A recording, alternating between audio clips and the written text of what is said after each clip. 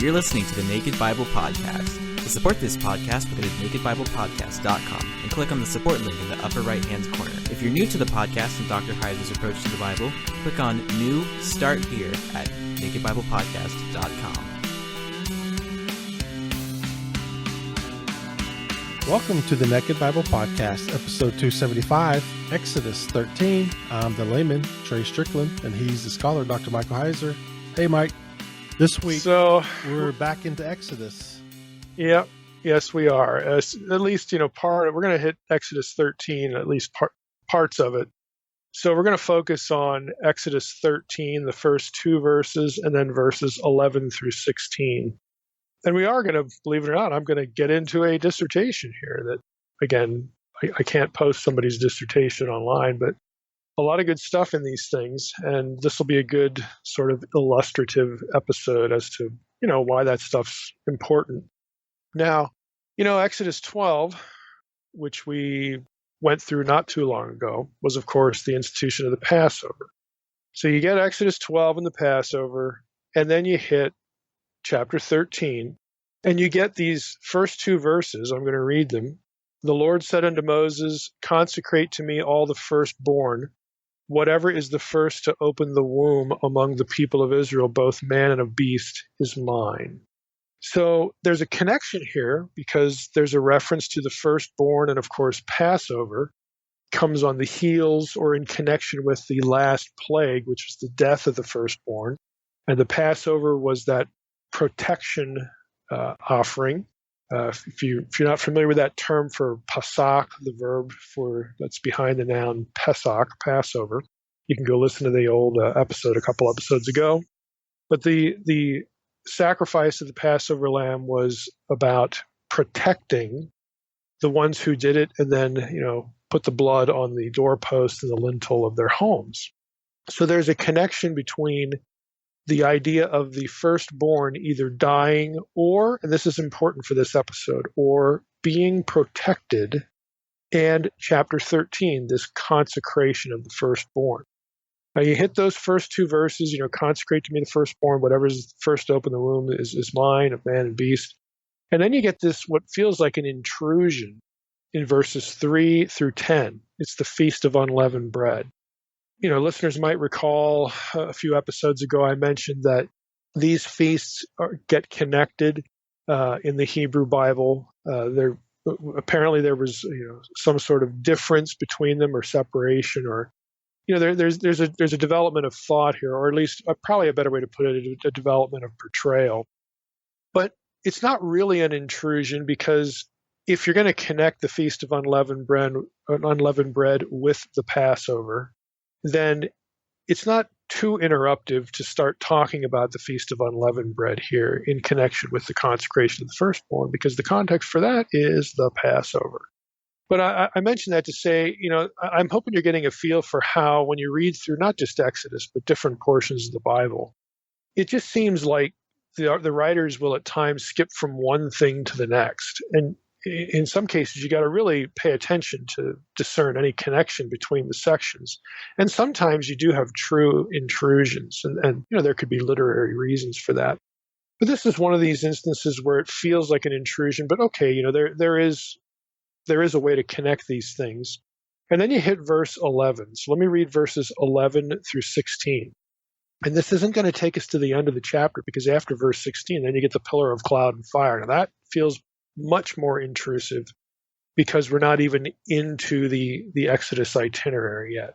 But up until this point, again, you can see the conceptual connections. So here's verses 11 through 16.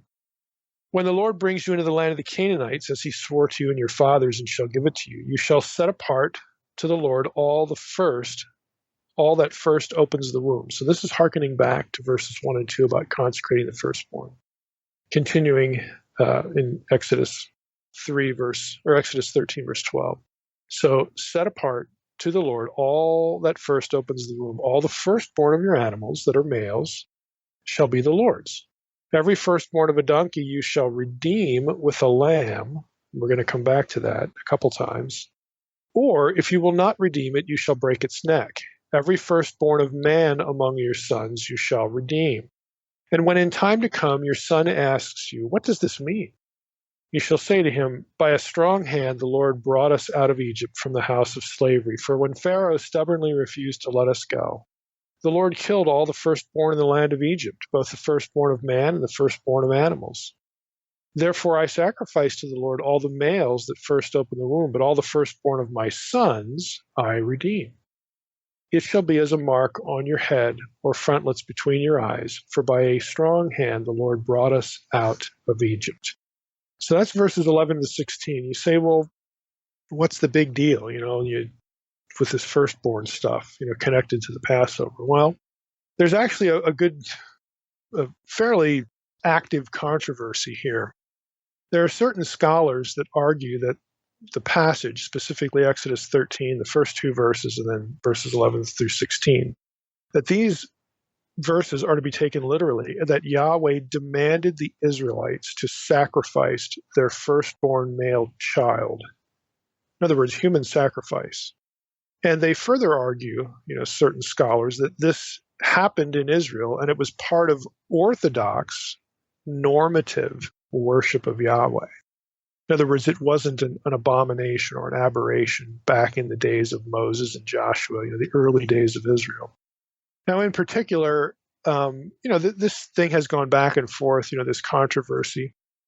And in 2004, there was a book that came out. Now, this book has not been reviewed much in scholarly circles, but the author, for whatever reason, the author has sort of been one of these scholars that kind of gets into the public eye, through what I pejoratively referred to as archaeoporn, because of the sort of sensational or salacious aspects of this topic.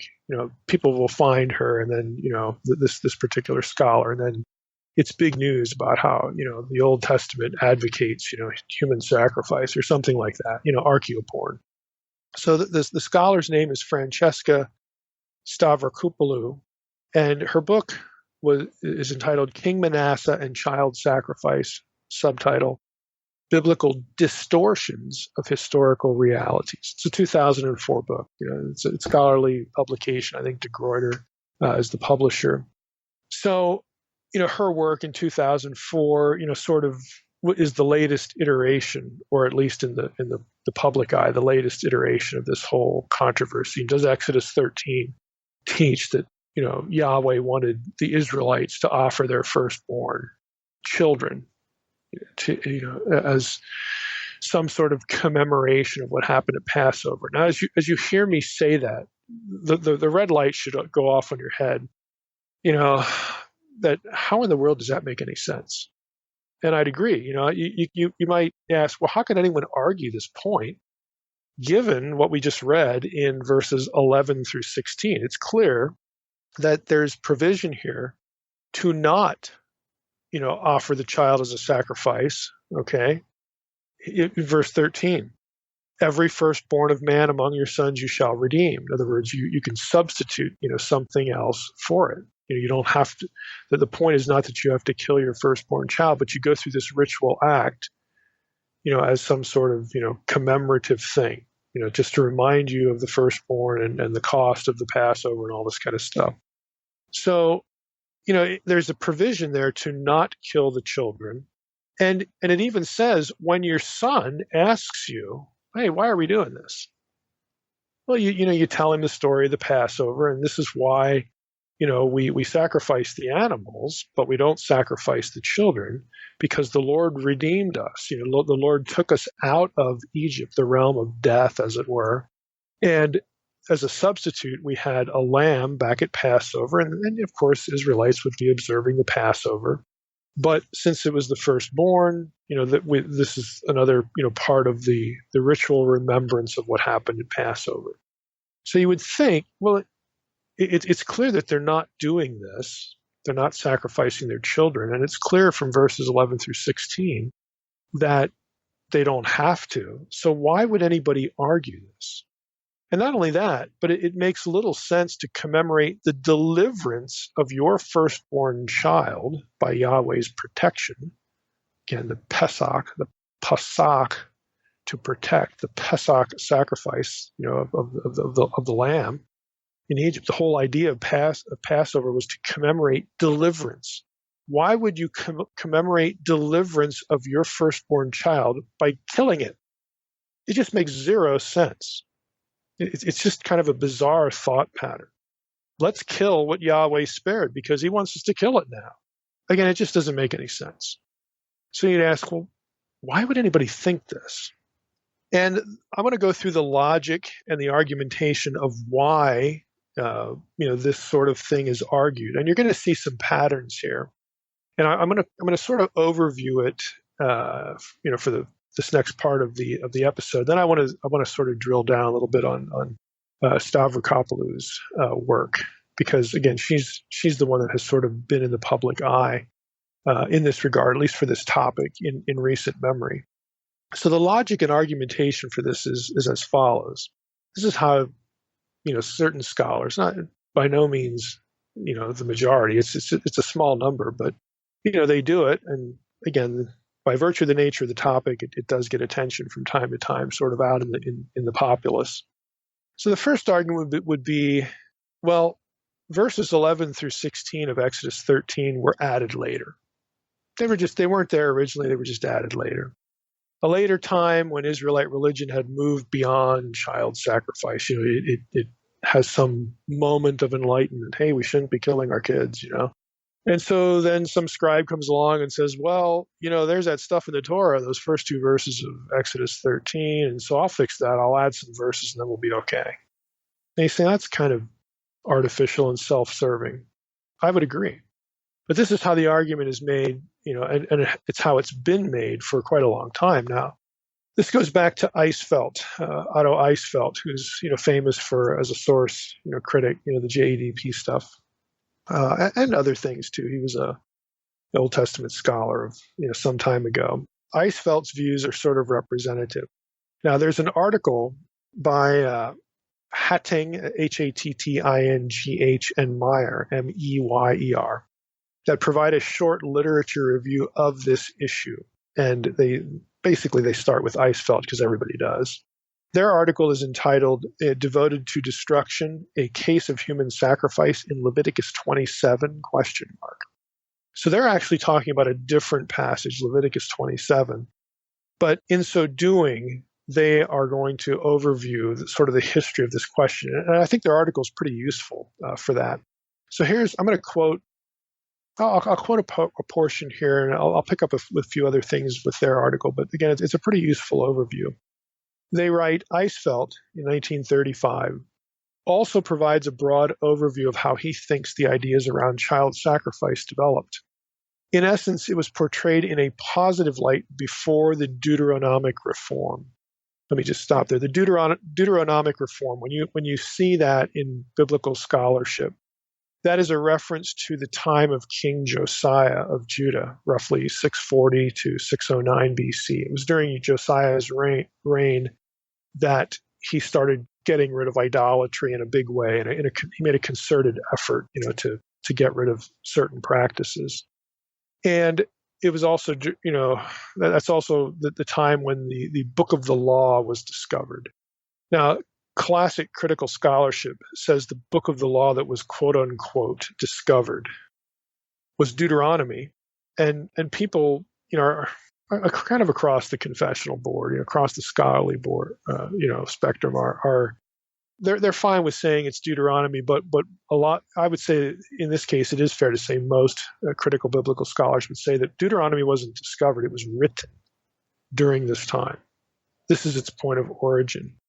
And they would use this sort of assumption to, say that basically they're going to argue that the entire thing was written at this time or later, as opposed to someone like a supplementarian, who would say, well, some of it might have been early, Mosaic, and then it gets added to later, that kind of thing.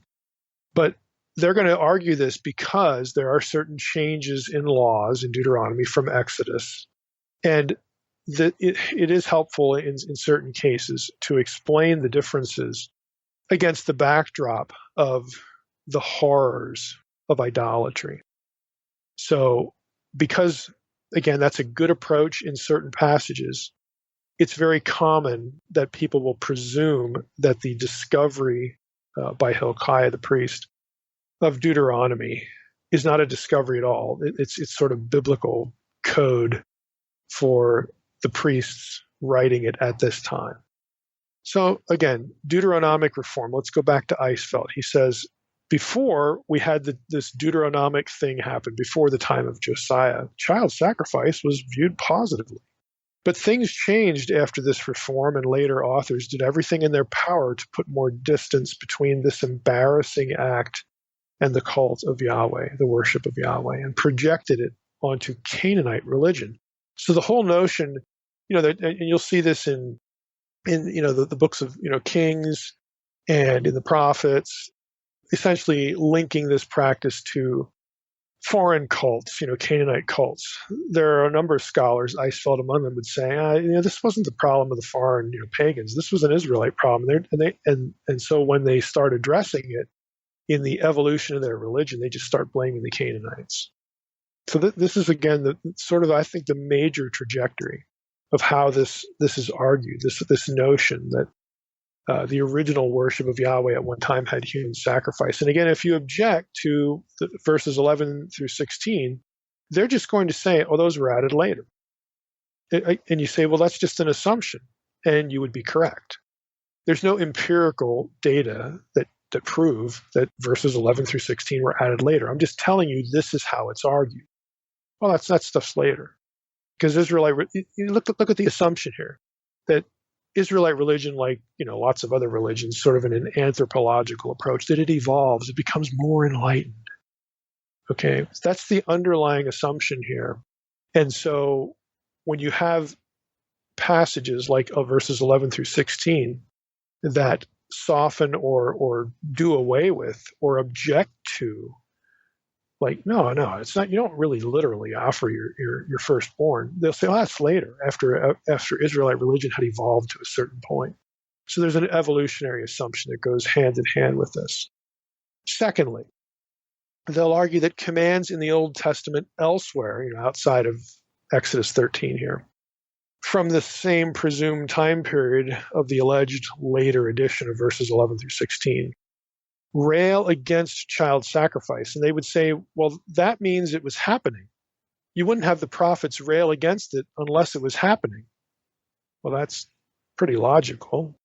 I would say, yes, if it was a problem and the prophets rail against it, they wouldn't be railing against something that didn't happen. So I get that. But now here's the added thought.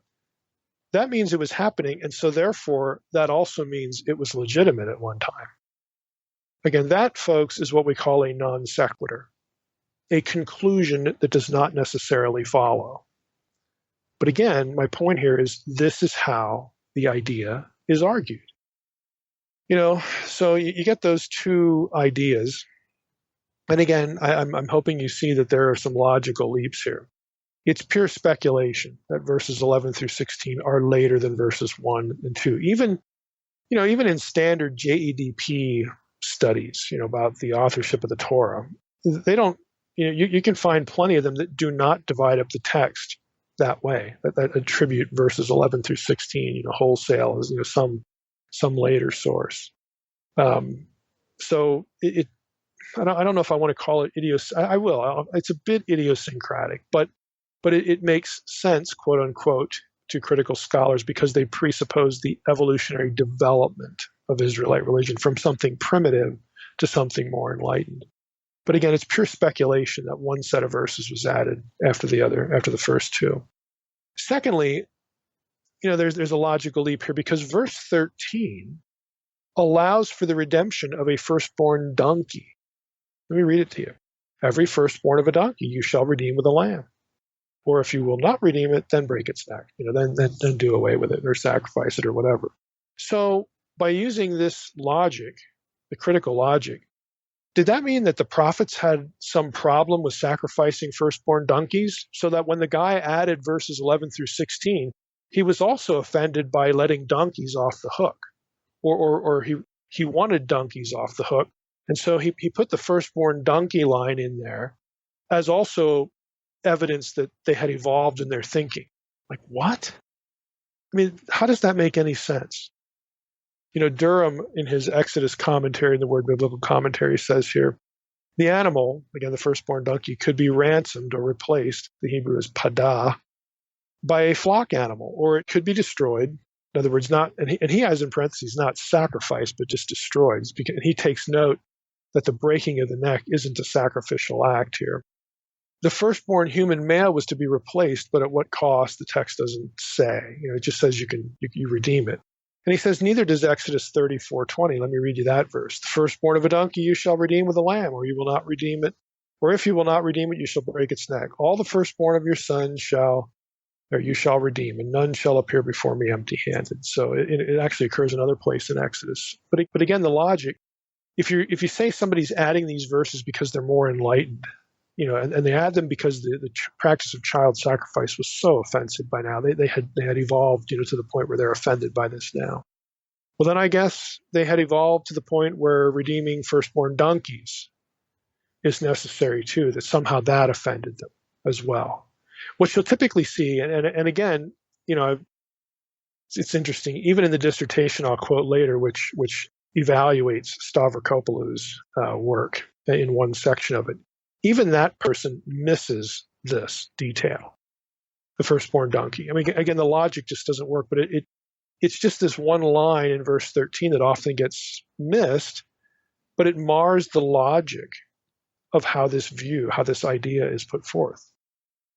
Another thing I could say is some would argue in response that the passage lets the matter up to parents. Now, Stavropoulos actually does argue this. In other words, she and others would say, well, look, people who had verses 11 through 16, whenever that was added later, okay, they could still sacrifice their kid if they wanted to. But if they didn't, well, then they could redeem it. So it doesn't totally do away, with the child sacrifice. It just gives them the option. They could, if they chose, offer their firstborn male child to Yahweh, or they could redeem it. Now, here's a good question. Let me suggest this question. Do we ever see this happening in the Hebrew Bible? And the answer would be no, we don't. So this actually amounts to an argument from silence, or even an argument from circular reasoning. And I'll try to explain it just briefly here. So we're told that verses 11 through 16 were added later during some zealous monotheistic spasm, like the religious reforms, during the time of Josiah. Okay, and this also coincides with the time of some of Israel's prophets. Okay, the era of the Deuteronomic legislation, or the Deuteronomistic period.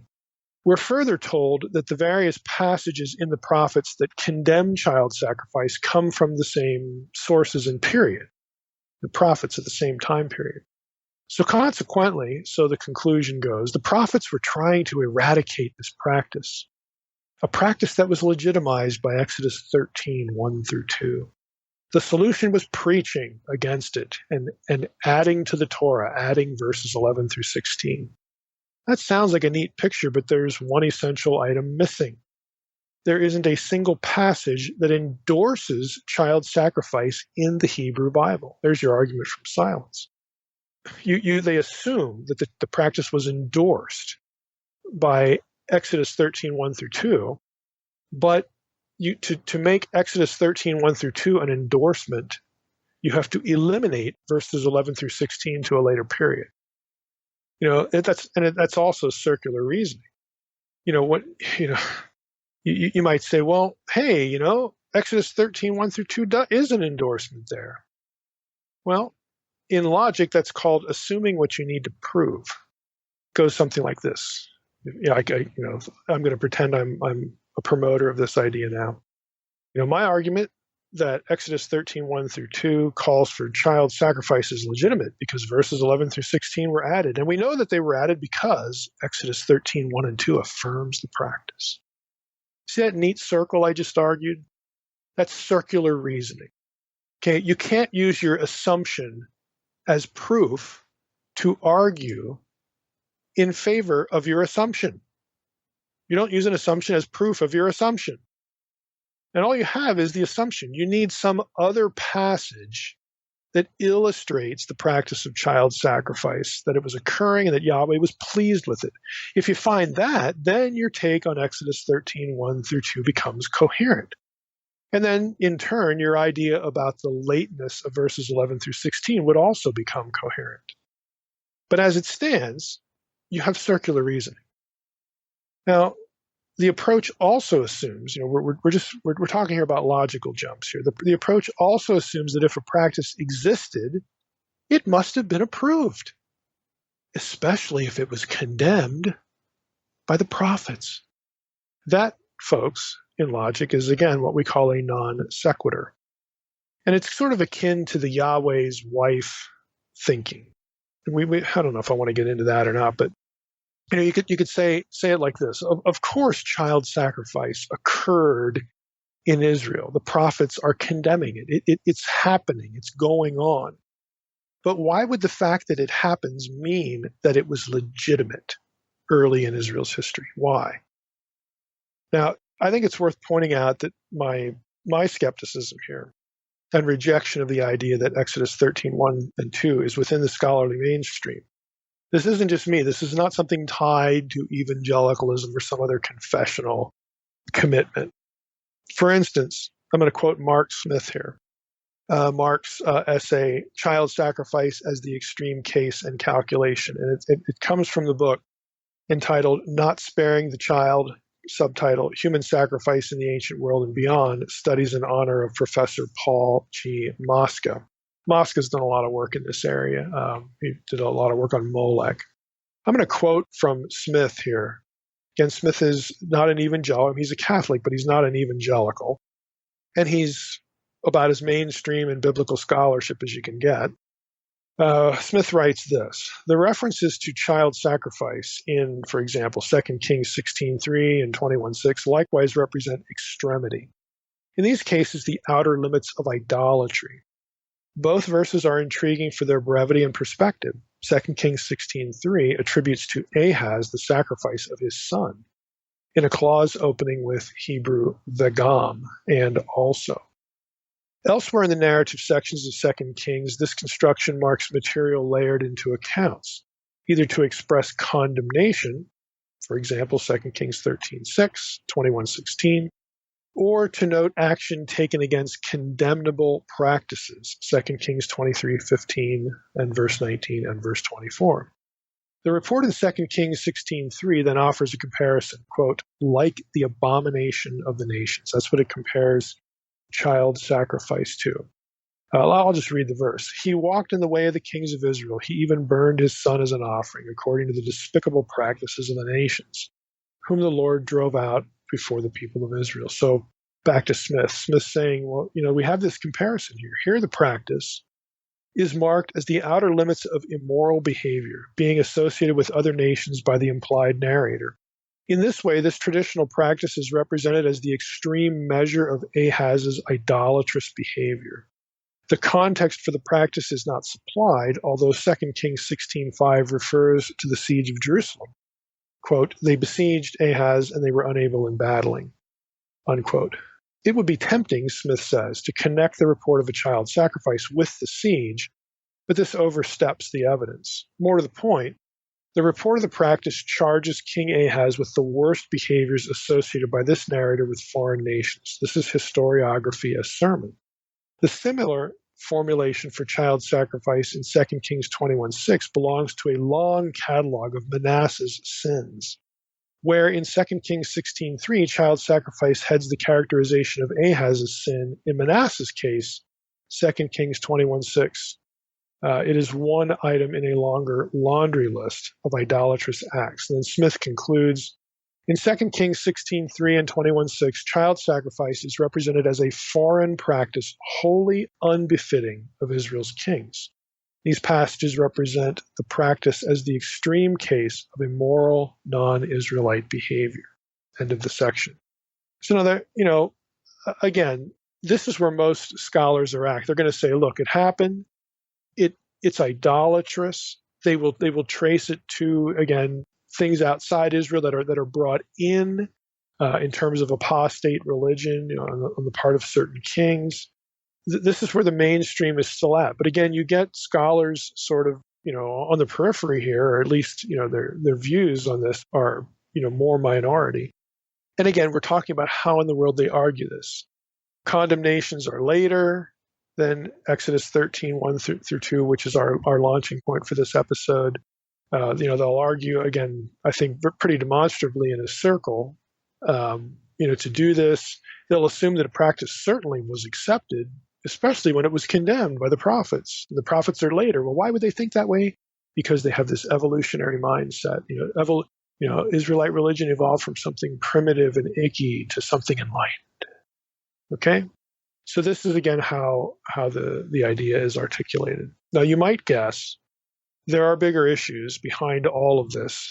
It's tied to the controversy or difficulty of the nature of the MLK sacrifice, which is variously, you have to remember Hebrew and Semitic languages, they didn't have vowels, okay? So you're dealing with consonants here. So MLK in Hebrew and broader Semitic languages can mean a few things. It could be the word for king. It could be the consonants that form the name of a deity like Molech. It could be the reference to a sacrifice, a molk sacrifice. So there's a problem with knowing at any given text which one of those things is in mind or an admixture of some. And so that the controversy over this extends into this area, and I'm going to try to unpack this for you. So that, when these sorts of things, these MLK events, okay, molk sacrifices or whatever, these MLK consonants, okay, I'll say events, these MLK events, when you see them happen in the Hebrew Bible, the difficulty is, are we talking about a deity, or are we talking about a sacrifice, or something else, or again, some mix between the two?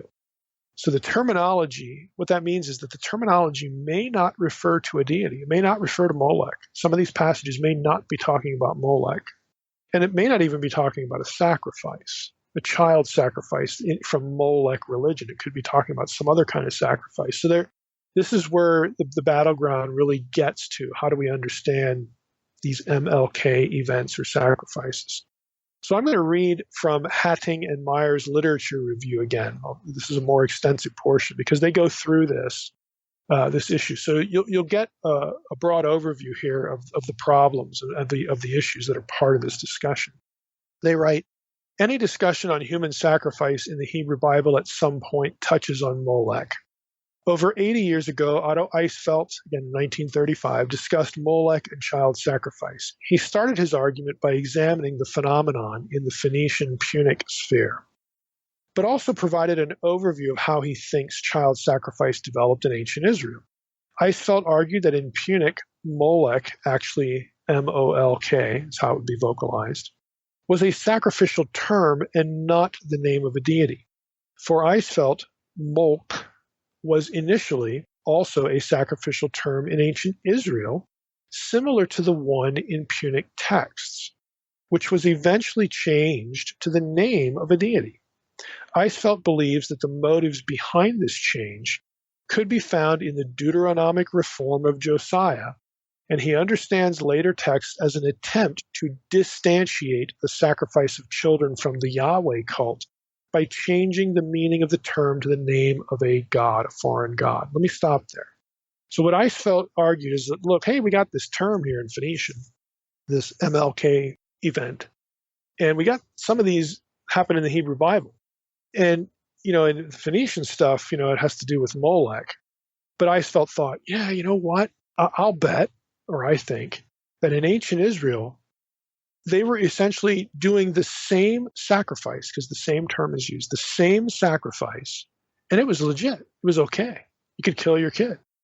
But then in the Deuteronomic reform, when Israel reached this new level of enlightenment, the priest, whoever is, fiddling with the text, or again, writing Deuteronomy at this point, or whatever they're writing, whatever they're adding or writing, they decided to point the text in a certain way so that you would think that this is a foreign sacrifice, something associated with Molech, the deity. And that way they basically covered their butts. They distracted attention away from the idea that this used to be part of ancient Israel's worship, child sacrifice. And so that their readers would think, oh, this is the bad guy, Molech. That's where this comes from. Okay, that is the hermeneutic of suspicion in full display for you, right there. There's no empirical evidence that will point to what I just sketched out. That is taking the data and assembling the data in such a way. In other words, you're interpreting the data. It's your interpretation of the data, but there's nothing about the data themselves that compel that reconstruction. But that was Eisfeldt's reconstruction. And again, I do think it's a good illustration of the hermeneutic of suspicion. Something's condemned in the Hebrew Bible, that must mean it was okay before.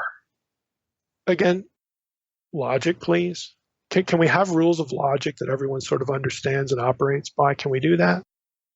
Okay, back to the Hatting and Meyer overview.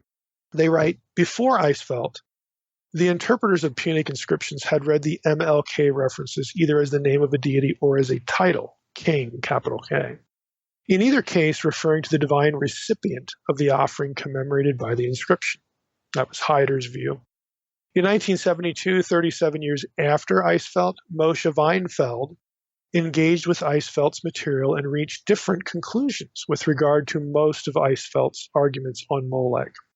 Where Eisfeldt thought that child sacrifice happened in ancient Israel, Weinfeld argued that, quote, making to pass through the fire, unquote, meant passing through or between rows of flames as a means of purification and dedication. Thus, Weinfeld thought that the burning of children should not be taken literally, but rather figuratively, as it denotes dedication to the idolatrous priesthood. At the beginning of Weinfeld's article, he makes an important, quote-unquote, methodological comment, which we, Hatting and Meyer here, which we think is important to keep in mind. And then they quote Weinfeld, who said, in discussion on human sacrifices, a distinction has to be made between a sacrifice which, proceeding from an extraordinary situation, a crisis, calamity, and so on, occurs only rarely and at infrequent intervals, and by contrast, a human sacrifice as a fixed institution. That's the end of Weinfeld's quote in the Hatting and Meyer article. So basically, they're pointing out that Weinfeld said, hey, look, there's a difference here between this happening in some sort of reactionary panic kind of thing, some crisis, and it being a normal institution. Those are two different things. Now back to their article. They write, this seems to imply that Weinfeld does not question the fact that under extraordinary circumstances, adults or children might have been sacrificed to Yahweh. It also implies that Weinfeld actually saw some link between sacrifice and it's a Hebrew term, sarech, a debate which we will engage with later. Okay, we're not doing Leviticus 27, so we're not going to worry about that. They continue, yet he, Weinfeld, takes serious exception to the idea that human sacrifice might have been a fixed institution in ancient Israel. Weinfeld just didn't believe that. In the 1980s, they continue, two scholars revisited the issue of Molech and consequently human sacrifice. First, George Heider, 1985, produced a study on Molech, concluding that Molech was the name of a god and not a sacrificial term, as suggested by Eisfeldt. Yet Heider agrees with Eisfeldt that the cult, quote, was licit, in other words, it was allowed, in Israel until Josiah's reform, unquote, and that it actually involved sacrificing children.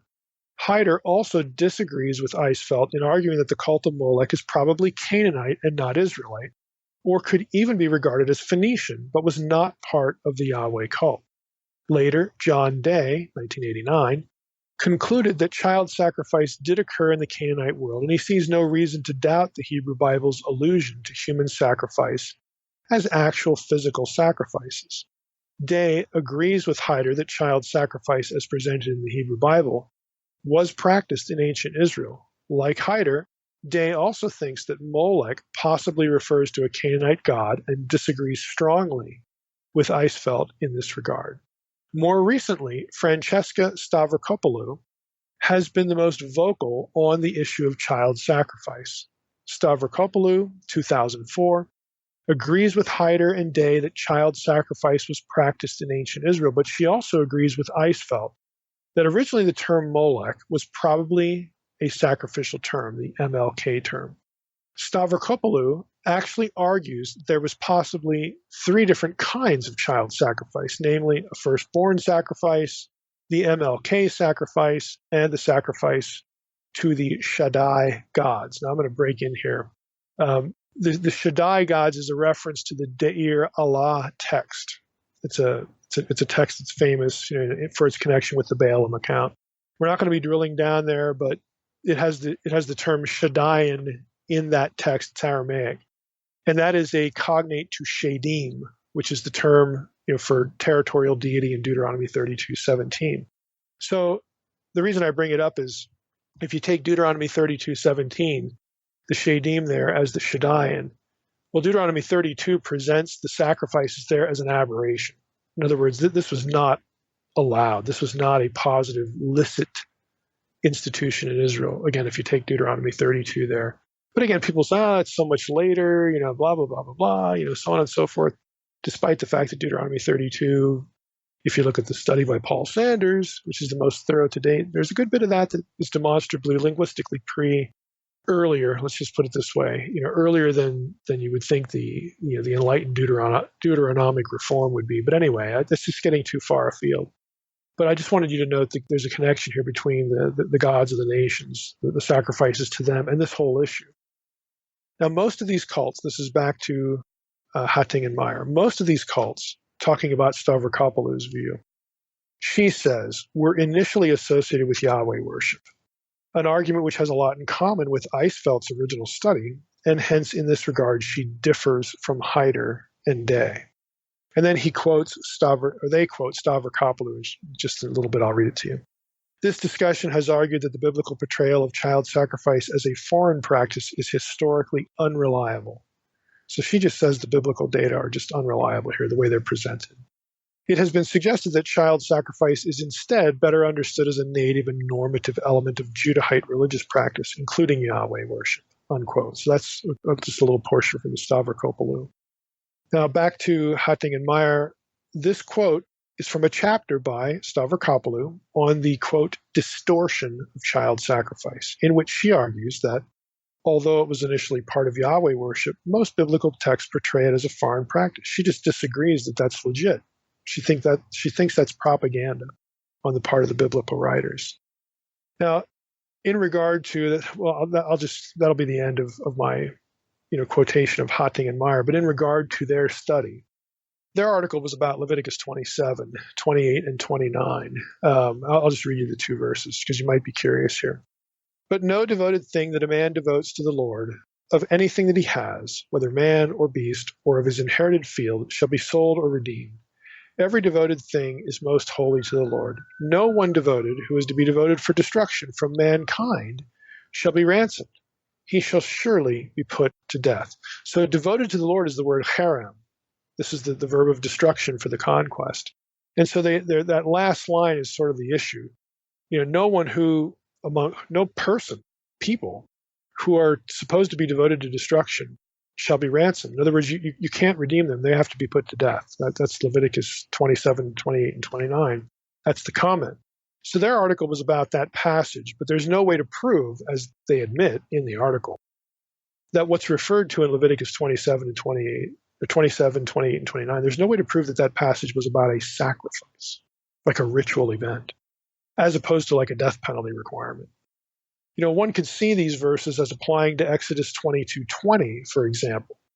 Whoever sacrifices to any god other than the Lord alone shall be devoted to destruction. Like there's actually a law in the Torah that if somebody, if you see somebody, offering to some other god, then that's a death penalty offense. So Leviticus 27 and 28 and 29, could be referring to that kind of situation. There's no way to know or to prove that it's like a religious ritual, like in terms of an institution in ancient Israel. It could very well just be, you committed a capital offense, you have to die now, and there's no possibility of your redemption. This is a death penalty offense, sacrificing to some other god. So, in theory, you could have a member of your household, maybe your wife or a servant or somebody in your extended family, you catch them offering a sacrifice to another god, That's a death penalty offense. So that could very well be what Leviticus 27 is talking about. And the authors recognize that. It's conceivable, again, that maybe it also applies, not just somebody in your household doing this, committing the offense of Exodus 22:20. But we know from the book of Judges, for instance, that instead of driving all of the people out, okay, and again, my position is that the rationale for this, was the targeting of the giant clans here.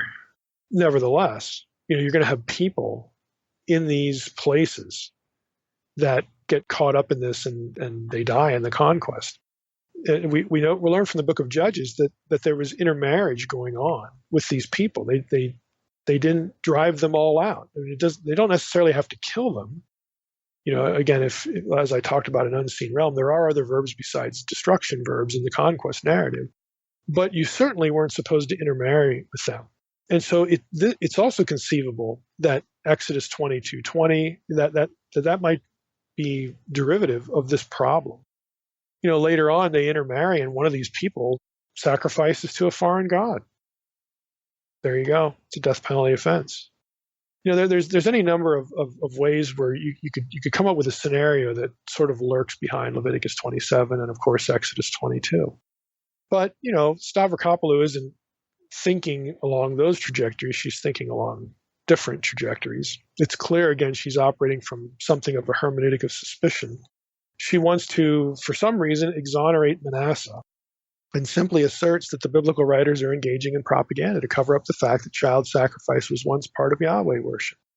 Now, Hatting and Meyer's literature review, as good as it is, and I think let me go back up and let me just flip over and just find the date of that. I know I just gave it to you, but I want to find the reference here. That was 2016. Okay, their article is 2016. As good as their literature review is, it does not include a recent dissertation. This is a Johns Hopkins University dissertation. But that isn't unusual. Published articles usually cover published literature. So whether they were aware of this dissertation or not, I don't know. But the dissertation was by Heath Durrell. It's Dewrell, and it's entitled Child Sacrifice in Ancient Israel and Its Opponents. It's Johns Hopkins PhD dissertation from 2012. Now, it has since been published by Eisenbronze, so you could actually buy this. It's a hardback book. If you have access to the dissertation databases, you might as well just get it there for free. But anyway, it has been published. Now, Durrell's thoughts.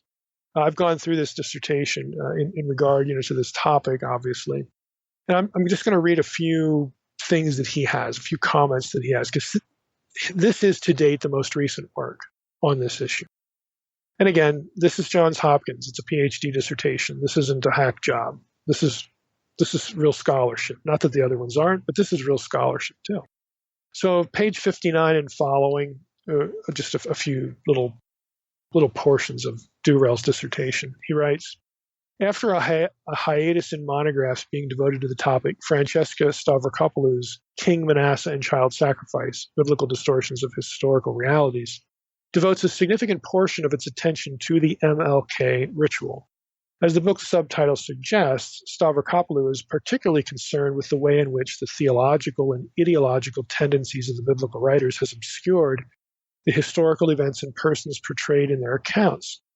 In the first half of her study, she focuses on the relationship between the biblical Manasseh and the historical Manasseh, concluding that the, quote, the portrayal of Manasseh within the text reveals not a portrait but a caricature, unquote. That's Stavropoulou's assessment. Significant for the purpose of this study, Durrell writes, is when Stavrokopoulou turns her critical lens to child sacrifice rituals, attempting to determine how accurately the biblical depiction of these rites matches historical reality. She begins by rejecting the suggestion of Weinfeld and others that the relevant texts actually refer to dedicatory rites. She points out that Ezekiel and Jeremiah, among others, explicitly state that children were killed as part of the ritual, which rules out understanding the ritual as involving anything other than sacrifice. While some of the terminology used in connection with child sacrifice might be ambiguous as to the nature of the rite, others, and he's listing a few Hebrew verbs here, Others are clearly incompatible with Weinfeld's dedicatory hypothesis. Now, let me intrude here. I think this is a correct assessment. I think Stavrokopoulou is right on this point. You can't really just go with Weinfeld saying it's a baby dedication, okay, where they're just sort of waving the kid through flames or walking through flame. She's right here. I mean, there are certain passages where it's very clear that the infant was killed. So I think she makes a good point there. Stavrokopoulou then, this is back to Durrell's dissertation, Stavrokopoulou then examines the way in which the ritual is depicted in the Hebrew Bible. The first thing that she notes is that the rite is often described as foreign to Israel. Deuteronomy 12:29 through 31, for example, accuses the nations, whom Yahweh had driven out of the land, of sacrificing their sons and daughters. She notes, quote, the practice of child sacrifice is thus condemned, not because it is ethically untenable, but because it is foreign, unquote. Now, let me just stop there. That's really gratuitous on her part. That assumes that the only reason an Israelite would not want to do something is because some other nation's doing it. Like there's no other moral basis for not doing a practice than that one question. Do the nations do it? That's really gratuitous. But again, I think that reflects. I think it's not only a false dichotomy, but I think it sort of reflects her orientation, in terms of her attitude toward the biblical material. In essence, the Hebrew Bible, this is back to Durrell, in essence, the Hebrew Bible depicts the practice of child sacrifice as restricted to foreigners, like Mesha and the Sepharvites, the Judahites, who rejected Yahweh and chose to serve foreign deities like Ahaz and Manasseh. This is not a depiction that Stavrokopoulou is willing to take at face value, obviously. Durrell continues, she begins by exploring the implications of the law of the firstborn. Again, this is where we started our episode, Exodus 13. A discussion of the conclusions that she draws will appear below, but it is worth noting here that she views it as evidence that child sacrifice at one time played a prominent role in the Yahwistic cult.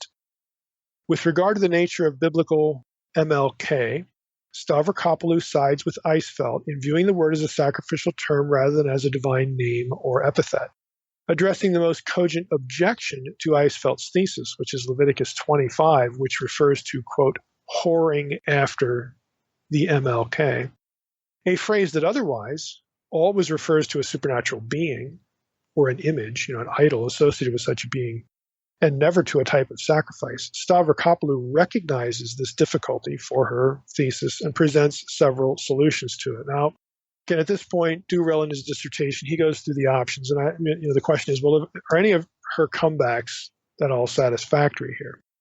Because she wants, again, what is she trying to do? She's trying to say this is not the name of a deity because she doesn't want the practice of child sacrifice to originate outside Israel. She wants it to be part of the original Israelite Orthodox worship of Yahweh. Now, I don't know if Stavrokopoulou is motivated by her atheism. She is an atheist. I know one student who's a dissertator under her, and he's apparently having a good experience.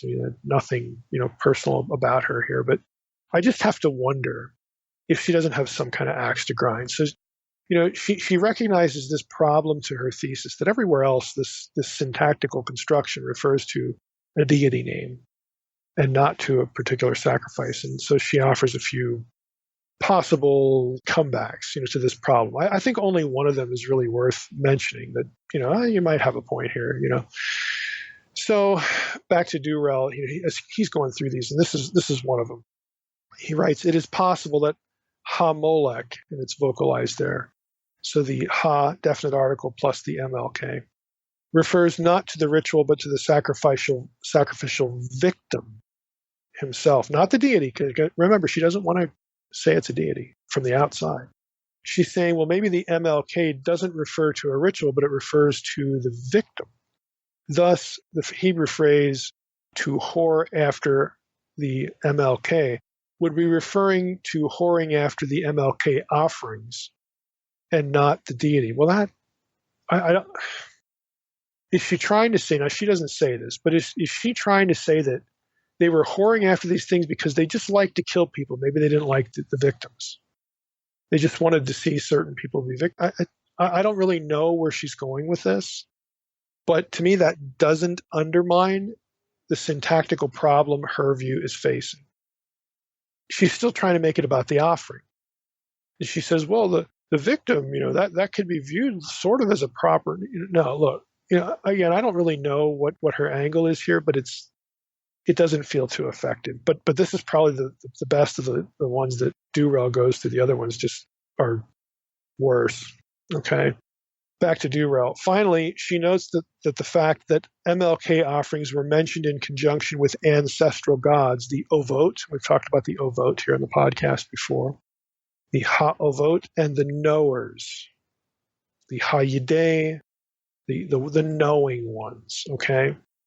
And she cites Leviticus 20 through verses 2 through 5. So again, she says, well, the Ovot and the knowing ones appear to have played a role in divinatory practice, as does the MLK offering. That might be why people are doing it.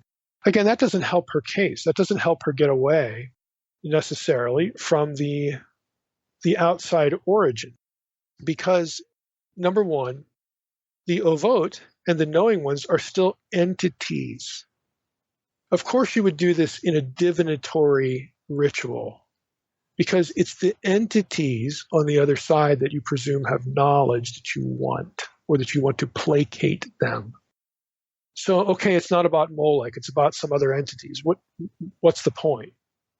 I mean, really, what's the point? Because those practices specifically are condemned in the Hebrew Bible, because they are offerings, sacrifices to other deities. So I don't know, again, how she thinks this works, but I'm just saying it really doesn't.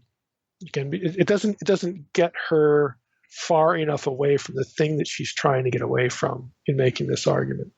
Now, back to Durrell, Stavrokopoulou does not attempt to demonstrate that any of these options, and I've only hit a couple here. She doesn't try to demonstrate that any of these options is the correct one, but she concludes that there's enough reason to doubt that the verse absolutely precludes an understanding of MLK as a type of offering rather than the full name of a deity.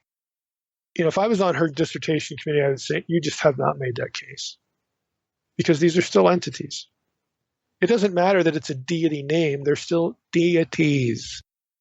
Even if Ovot and the knowing ones, the Yidaoni, aren't proper names, they're still entities. So you really haven't gotten away from this very far, and again, the other issue about, whoring after the victim, I don't know what the point is there. So if I was her advisor for her dissertation, I would have said, man, it's not like I'm going to flunk you or anything, because, you don't do that sort of thing unless you're a jerk.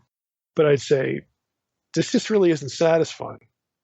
It's just not cutting it.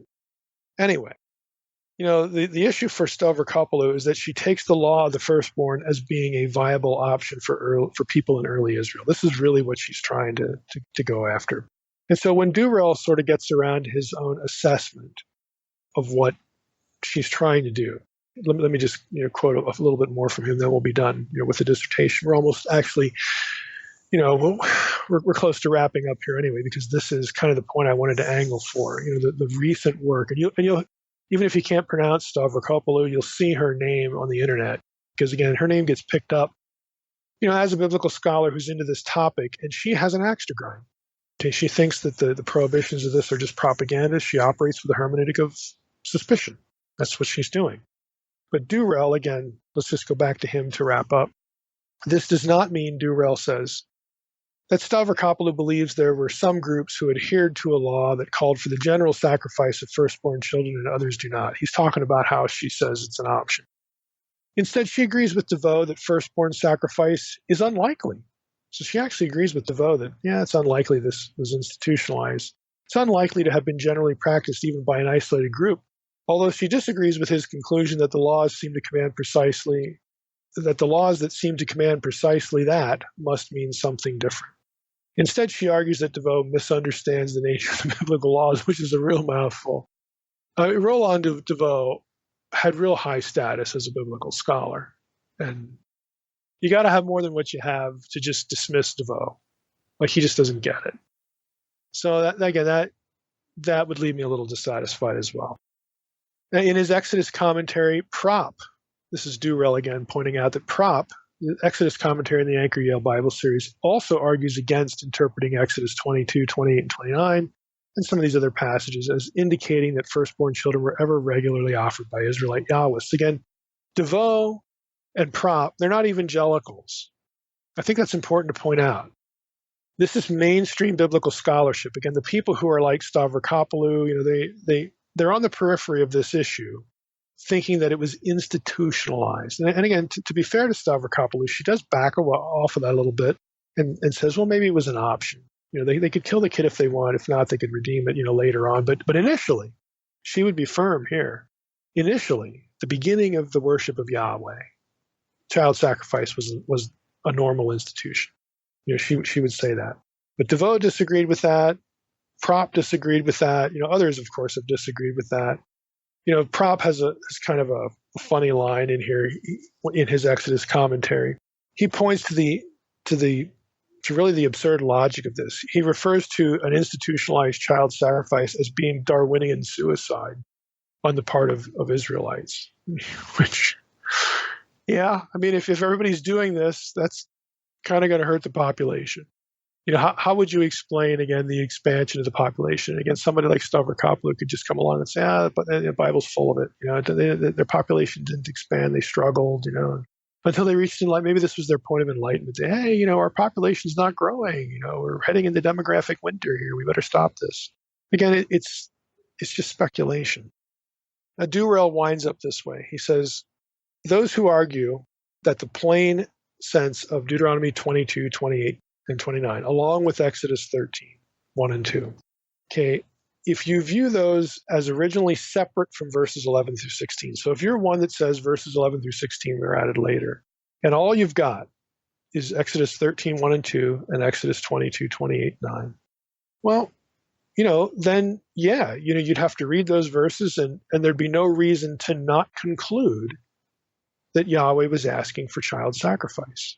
Because when you eliminate the redemption part of the passage, what else do you have? I mean, it would be easy to read it that way.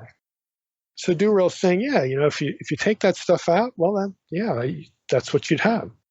And then he says, further, the fact that animals are said to be offered in the same way makes it highly unlikely that firstborn children are intended to be dedicated to temple service rather than sacrifice. And here I'll break in and say, Durrell misses the verse 13, because there is an exemption that applies to firstborn donkeys. And he, yes, I know he's saying, if you add the verses 11 through 16 later and you just, you don't even look at that. I agree. If you're not looking at those verses, then yeah, how else would you read these passages? But then he tries to make part of the argument on the redemption idea, which is in those verses. And he misses the firstborn donkey thing, which, as I said earlier, really messes up the logic. What? The prophets were so offended by firstborn donkey sacrifice, they had to put in a redemption clause here? Again, it's kind of silly. Durrell says, despite the plain sense of the text, however, scholars are right to question how the obvious reading can be the correct one, given the overwhelming evidence that firstborn children were not regularly sacrificed. While a full diachronic examination will have to wait until the following chapters, he does that in his dissertation. It is worth noting that there is no indication in any of the copious narrative material of the Hebrew Bible that firstborn children were ever regularly sacrificed by the Israelites or their neighbors. The cases of child sacrifice that do appear are all during extraordinary circumstances. The sole exception is Ezekiel 20 and verse 25, which appears to imply that at least some Israelites were interpreting some law as demanding a child sacrifice. Ezekiel 20:25 says, moreover, I gave them statutes that were not good and rules by which they could not have life, and defiled them through their very gifts and their offering of all their firstborn, that I might devastate them. Again, does that refer to the animals? Does it refer to people? Or is it just a terrible interpretation of a law like Exodus 13, 1 and 2? No, we don't really know. Ezekiel's not that specific. Now, I would agree with Durrell in this respect. The absence of evidence for the practice, the institutionalized practice of child sacrifice, argues pretty forcefully that the true worship of Yahweh did not include child sacrifice. You got to have some positive evidence that they were doing this, that they were looking at the text the way Stavrokopoulou looks at it. Okay? You got to have something there, because if you don't, you have circular reasoning. That's what you have. At the end of the day, that is what you have. I would also agree with Prop that this is kind of a Darwinian national suicide sort of thing. And again, I would further go back to how this makes zero sense as a remembrance of the protection of the firstborn. That's its context. The Passover is the context for Exodus 13, 1 and 2, even without verses 11 through 16. And again, I don't think there's any evidence that verses 11 through 16, weren't there when verses 1 and 2 were written. Again, I think that's pure speculation. But even if they weren't there, think about it. Exodus 13, 1 through 2 come on the heels of Exodus 12, the protection of the firstborn at the Passover. So how in the world does it make any sense to say, hey, the Lord just protected our firstborn, now let's kill it? Or he wants us to kill it now. Again, I think that's a logical absurdity, even without verses 11 through 16. Let me end by offering my own speculation here, though. I mean, see if again, I think, yeah, I'm doing what these other, people do on the other side of it. So yeah, this is just speculation, but I think this rings truer. I would suggest that there would have been people in Israel who thought that Exodus 13, 1 through 2, presuming they knew of it, and they were just sort of ignorant about everything else. Maybe there's somebody in Israel that thought those verses gave them permission to sacrifice a child to Yahweh. Let's just say somebody would have just been that dense and would have done that.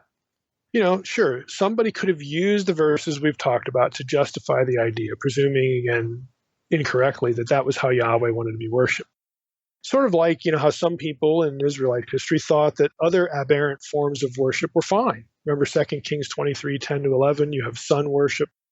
Josiah's reform, that's the same context, 2 Kings 23.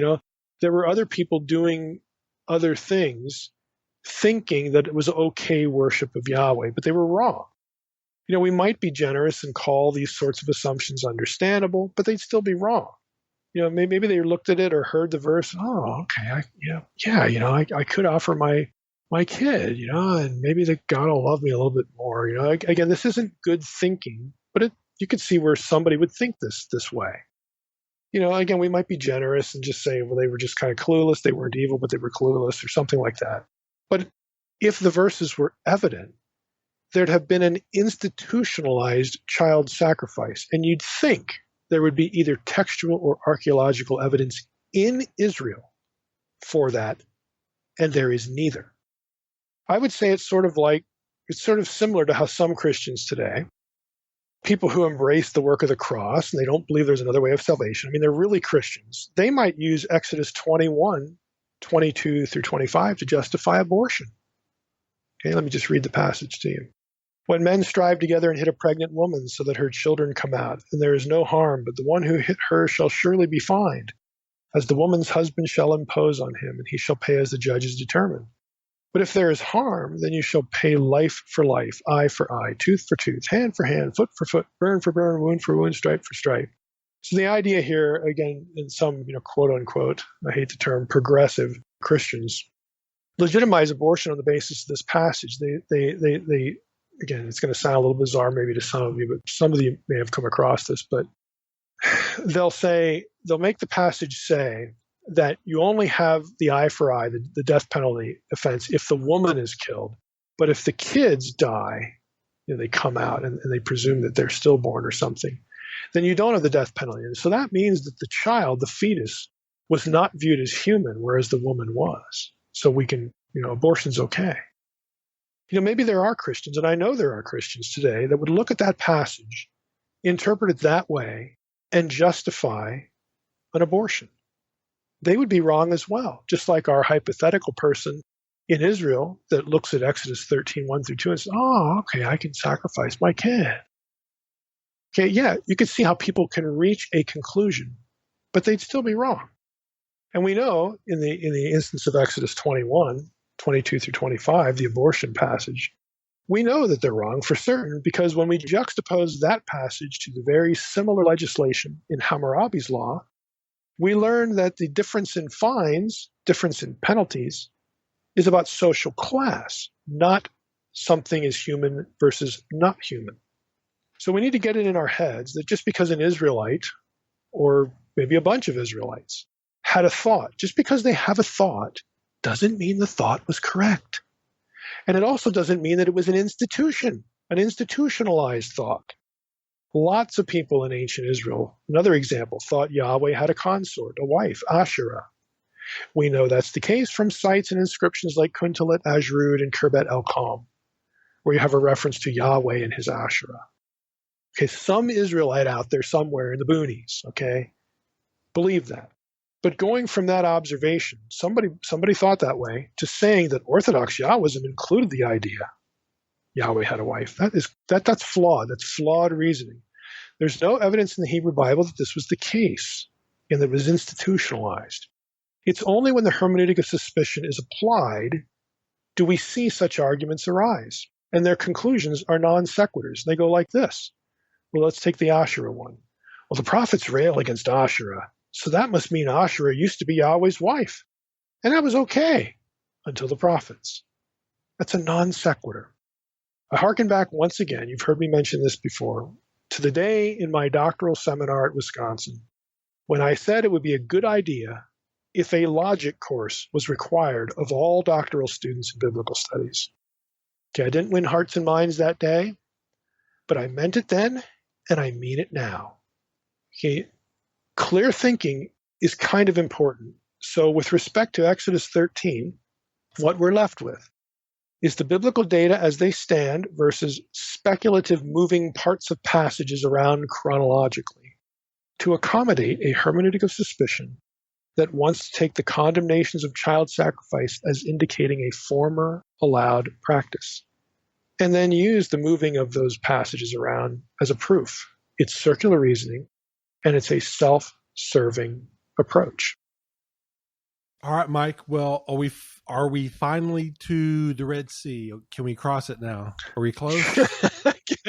Can we cross the Red Sea? Can we cross it now? Yeah, we're going to get into the itinerary. I'm going to loop the pillar of cloud and fire in Exodus 13 into 14, and that's the crossing. So, yep, we're going to get in there. Okay, and you're also going to touch on the unleavened bread again. Is that correct? Yeah, we'll come back to that at some point. Pick it up when it's discussed. A bit later when we get to some of the feasts and whatnot. We'll loop it back in. All right, so we're not quite done with 13, but hey, we're to the Red Sea. We're about to cross it. So all right. Yeah. We're not being chased by Pharaoh here, but we want to move on. All right, sounds good, Mike. Looking forward to it. All right. Just want to make sure everybody out there leaves us a review and rates us on iTunes wherever you consume us and help us out. We greatly appreciate that. And I want to thank everybody for listening to the Naked Bible Podcast. God bless. Thanks for listening to the Naked Bible Podcast. To support this podcast, visit www.nakedbibleblog.com. To learn more about Dr. Heiser's other websites and blogs, go to www.drmsh.com.